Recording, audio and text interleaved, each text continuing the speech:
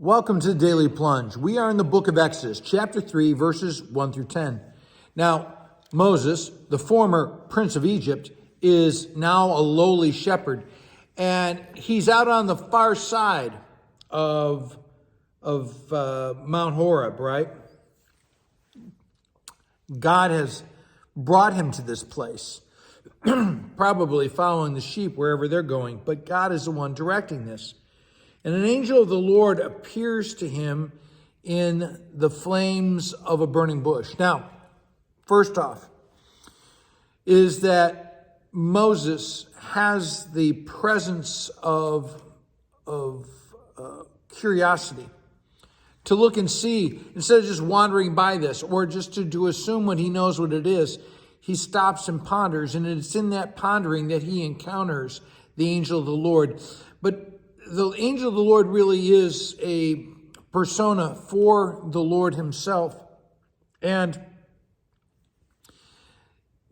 Moses, we know from reading this passage, is having an encounter with the living God. And in the burning bush, this bush that is not consumed by fire, right, shows Moses who the Lord is. That it points to God's power and glory and his control over things. Gregory of Nyssa, who was an early church father back in the 4th century, said that Moses saw nothing less than the transcendent essence and cause of the universe. That in this moment, he's peering deep into the presence of who God is. And God is revealing his holiness, that his set apartness. In fact, that's what he tells Moses. You need to take off your shoes. You're on holy ground. Don't come any closer because God is holy. Because God is holy, God is dangerous. Now,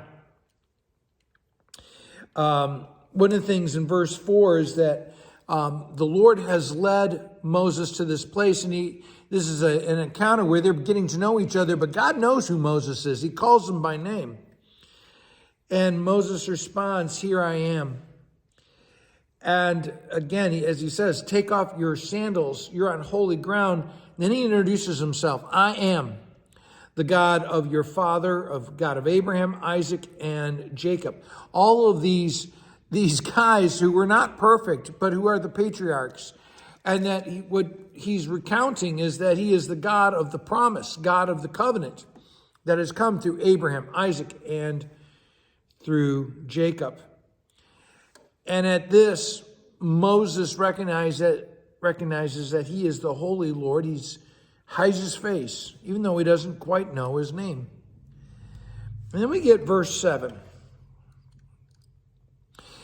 We often think that God doesn't know what's going on in our lives as we go through certain tragedies, but God says here, and if this is true for the Israelites in Egypt, it's true for all of us. "I have indeed seen the misery of my people in Egypt." God is aware of what's happening, and I've heard them crying out because of their slave drivers, and I'm concerned about what's going on. And so, verse 8, "I have come down to rescue them. I'm going to deliver them out of the hand of the Egyptians, and I'm going to bring them into a promised land, right, to be my people, and going to drive out the idolatrous people before them." And then he goes on to say, so as the Lord who sees and hears what's going on also is the God who delivers. And he says, "I've seen what's going on." Verse 10, "So now I got a plan. And the name of that plan is Moses. I'm sending you to Pharaoh." And we'll pick up tomorrow. Thanks a lot, my friends. Have a blessed day.